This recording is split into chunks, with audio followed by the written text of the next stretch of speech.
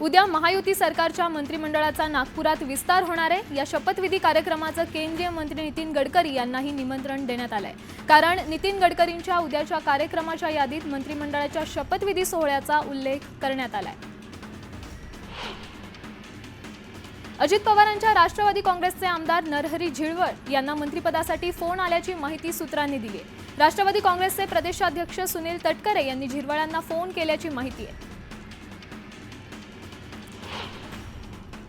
भाजपने संभाव्य 16 मंत्र्यांची यादी दिल्लीत पाठवली आहे। 16 जणांच्या नावाला दिल्लीतून ग्रीन सिग्नल मिळाल्याची प्रतीक्षा आहे। दिल्लीतून ग्रीन सिग्नल येताच मुख्यमंत्र्यांकडून निरोप दिला जाणार आहे। अर्जुन खोतकर यांच्या मंत्रिमंडळातील समावेशाला रामनगर साखर कारखाना बचाव कृती समितीने विरोध केलाय। दरम्यान मला मंत्रिमंडळात घेणं हा एकनाथ शिंदेंचा अधिकार आहे। बाकी कोणाला काय वाटतं याकडे मी लक्ष देणार नाही असं अर्जुन खोतकर म्हणाले। संविधानाला 25 वर्ष पूर्ण झाली तेव्हा काँग्रेसने लोकशाहीला संपवण्याचं काम केलं। काँग्रेसने लोकशाहीचा गळा घोटला। काँग्रेसची पापं कधीही धुतली जाणार नाही असा हल्लाबोल पंतप्रधान मोदींनी केलाय। काँग्रेसच्या एका परिवाराने संविधानाला धक्का दिला। काँग्रेसने संविधानाला आव्हान दिलं। संविधान बदलून अभिव्यक्ती स्वातंत्र्यावर हल्ला केला असा घणाघात पंतप्रधान मोदींनी केलाय। तत्कालीन पंतप्रधान नेहरूंनी मुख्यमंत्र्यांना पत्र पाठवलं होतं। संविधानात बदल करण्याची मागणीही केली। पहिल्या पंतप्रधानांनी जे केलं तेच पुढे इंदिरा गांधींनी केलं अशी टीका मोदींनी काँग्रेसवर केली। राजीव गांधींनी संविधानाला झटका दिला। राहुल गांधींनी संविधानाला झटका दिला आणि नेहरूंची परंपरा इंदिरा गांधींनी सुरूच ठेवली असा घणाघात पंतप्रधान मोदींनी केलाय। बाबासाहेब आंबेडकरांविरोधात काँग्रेसच्या मनात कटुता आहे। काँग्रेसची सत्ता गेल्यावर बाबासाहेबांना भारतरत्न देण्यात आला। काँग्रेस वोट बँकेच्या राजकारणात गुंतल्यामुळे आरक्षणाचंही मोठं नुकसान झालं। काँग्रेस गेल्यावर ओबीसी आरक्षण मिळाल्याची टीका मोदींनी केली।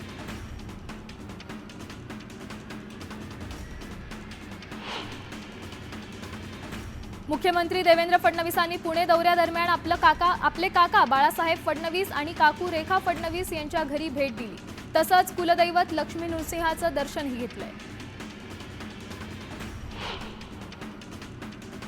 ईव्हीएम हटवून बॅलेट पेपरवर निवडणूक घ्यावी या मागणीसाठी नालासोपारा येथे वंचित बहुजन आघाडीच्या वतीने आंदोलन करण्यात आलं।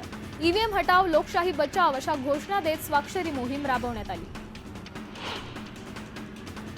किरीट सोमय्यांनी दादरमधील हनुमान मंदिरात दर्शन घेतलं। यावेळी सोमय्यांच्या ठाकरेंवरील टीकेमुळे उभाटाच्या कार्यकर्त्यांनी मंदिराबाहेर राडा घातला। यावेळी भाजप आणि उभाटाचे कार्यकर्ते आमने सामने आले। कार्यकर्त्यांनी सोमय्यांविरोधात जोरदार घोषणाबाजी केली। दादरमधील हनुमान मंदिराच्या पाडकामाला रेल्वेकडून स्थगिती देण्यात आली आहे। रेल्वे प्रशासनाने नोटीस जारी केल्यानंतर माहिती मंगल प्रभात लोढा यांनी दिली आहे। मंदिरात नियमित पूजा सुरू राहणार असल्याचंही लोढा म्हणाले।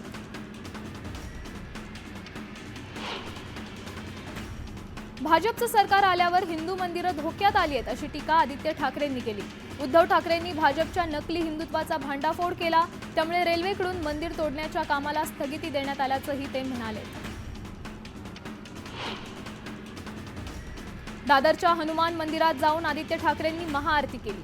यावेळी संजय राऊत, अनिल देसाई आणि विनायक राऊत उपस्थित होते। मंदिराबाहेर शिवसैनिकांनीही मोठी गर्दी केली। घाटकोपर रमाबाई ब्रिज उतरताना पूर्व द्रुतगती मार्गावर एक क्रेन कोसळली। ट्रेलरचा दोर तुटल्यामुळे क्रेन रस्त्यावर कोसळली। यावेळी एक दुचाकीस्वार क्रेन खाली आल्यामुळे त्याचे पाय धडापासून वेगळे झाले। दरम्यान या अपघातानंतर घाटकोपर ब्रिज वाहतुकीसाठी बंद करून वाहतूक सर्व्हिस रोडने वळवण्यात आली आहे। त्यामुळे या मार्गावर तब्बल 15 तासांपासून वाहतूक कोंडी झाली आहे। हिंगोलीच्या बाळापूरमधील ग्रामीण रुग्णालयात कुटुंब कल्याण शस्त्रक्रिया झालेल्या महिलांना भर थंडीत जमिनीवर झोपवण्यात आल्याचा धक्कादायक प्रकार समोर आलाय। या संपूर्ण प्रकारामुळे रुग्णालय प्रशासनाची रुग्णांबाबतची अनास्था दिसून आली आहे।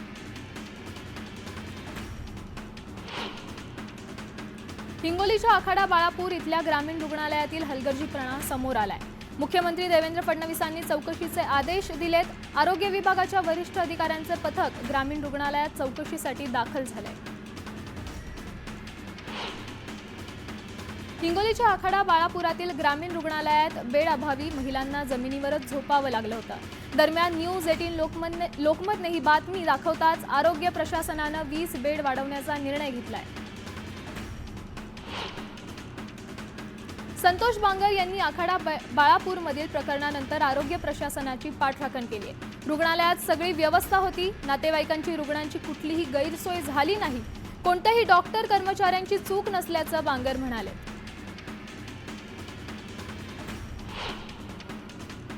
पिसे विद्युत उपकेंद्रातील मुख्य ट्रान्सफॉर्मरमध्ये बिघाड झाल्यामुळे 20 पंपांपैकी 6 पंप बंद झालेत। त्यामुळे 2 दिवस भिवंडीत आणि ठाण्यात 15% पाणी कपात करण्यात येणार आहे। मुंबई पालिका घनकचरा व्यवस्थापनावर आता कर लादण्याच्या तयारीत असल्याची माहिती मिळते।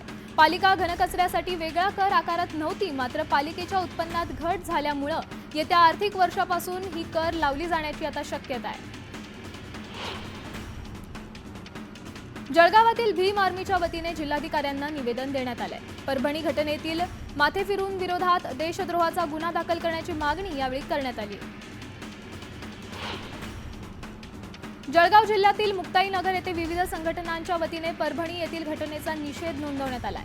तहसीलदारांना निवेदन देत संविधानाची विटंबना करणाऱ्या आरोपीला कठोर शिक्षा द्यावी अशी मागणी देखील करण्यात आली आहे। छत्रपती संभाजीराजेंनी मस्साजोगच्या मयत सरपंच संतोष देशमुखांच्या कुटुंबियांची भेट घेतली। दरम्यान महाराष्ट्र बिहारच्या मार्गावर चाललाय का असा प्रश्न उपस्थित करत आरोपींना कठोर शिक्षा देण्याची मागणी त्यांनी केली। काँग्रेसचे खासदार रजनी पाटील यांनी मस्साजोगचे मयत सरपंच संतोष देशमुखांच्या कुटुंबियांची भेट घेतली। दरम्यान या घटनेतील आरोपींना अटक करण्याची मागणी पाटील यांनी केली। परभणीत घडलेल्या घटनेच्या निषेधार्थ आंबेडकरी अनुयायांनी लातूरच्या उदगीरमधील हाळी गावात बंदची हाक दिली। घटनेच्या विरोधात नागरिकांसह व्यापाऱ्यांनी कडकडीत बंद पाळलाय।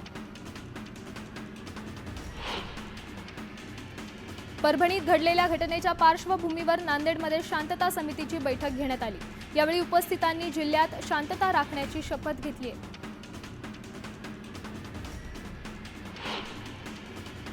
पुण्यातील पुस्तक महोत्सवातून बोलताना मुख्यमंत्री देवेंद्र फडणवीसांनी जोरदार फटकेबाजी केली आहे। पुस्तक महोत्सवात मी पुन्हा येईन असं मुख्यमंत्री म्हणालेत। यावेळी त्यांनी एक खंत व्यक्त केली, तुम्ही मला फक्त पुस्तक महोत्सवात फिरवता, मात्र खाद्य महोत्सवाकडे नेत नाही असं म्हणताच उपस्थितांमध्ये एकच हशा पिकलाय।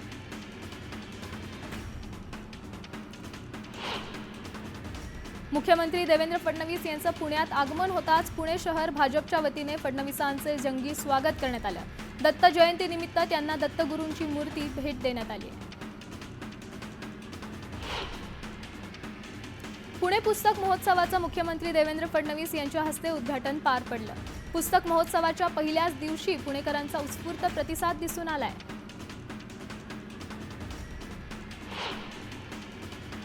पंतप्रधान नरेंद्र मोदी 15 जानेवारीला नवी मुंबईतील खारघरमध्ये येणार आहेत। इस्कॉन मंदिराच्या लोकार्पण सोहळ्याला पंतप्रधान मोदी उपस्थित राहणार आहेत। आमदार राधाकृष्ण विखे पाटील आणि आमदार अमोल खताळ यांनी अहिल्यानगरच्या निर्जनेश्वर येथील महादेव मंदिर आणि लोणीचे ग्रामदैवत म्हसोबा मंदिरात जाऊन दर्शन घेतलं। विखे पाटलांच्या हस्ते म्हसोबा मंदिराच्या मानाच्या काठीचं विधिवत पूजन करून यात्रोत्सवाच्या मिरवणुकीला सुरुवात करण्यात आली।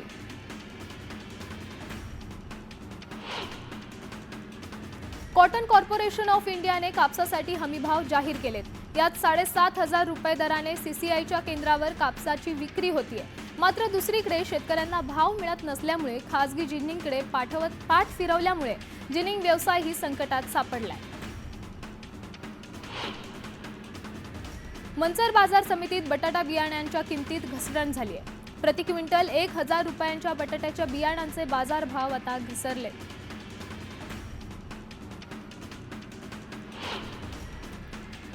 मुक्ताईनगर तालुक्यातील पुरनाड सीमाशुल्क तपासणी नाक्यावर अवजड वाहनांचं वजन करणाऱ्या काट्यात प्रचंड मोठी तफावत आढळून आली आहे। दरम्यान शेतकरी आणि अवजड वाहनधारकांची लूट होत असल्याचं आमदार चंद्रकांत पाटील यांच्या मार्गदर्शनाखाली शिवसेनेच्या वतीने रास्ता रोको देखील करण्यात आलाय।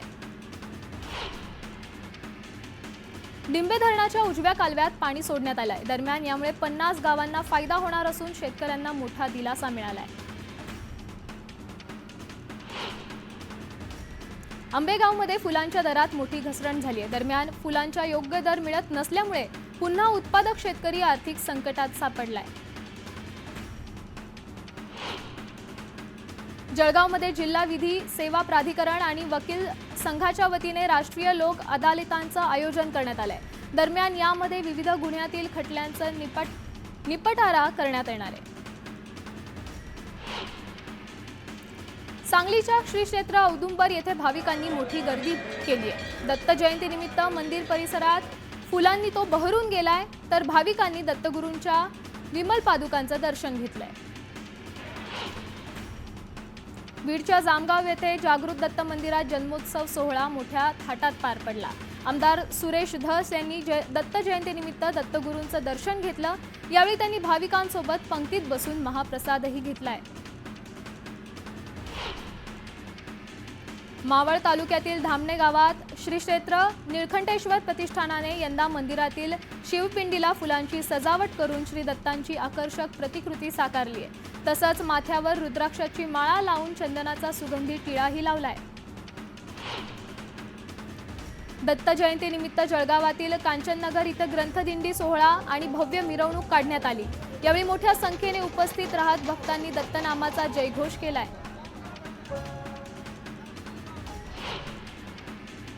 मुलुंड सागर प्रसाद सोसायटी येथे आज दत्त जयंती उत्सव साजरा करण्यात आला। दरवर्षीप्रमाणे यंदाही मंदिराला फुलांची सजावट करण्यात आली होती। महिलांचे लेझिम पथक आणि श्री दत्त पालखीच्या मिरवणुकीत खास ते आकर्षण बनलंय। विरारमध्ये पद्मश्री भाऊसाहेब वर्तक कॉलेजमध्ये नव्या शिक्षण धोरणाच्या अनुषंगाने विद्यार्थ्यांच्या कौशल्य विकास केंद्राचा शुभारंभ करण्यात आला।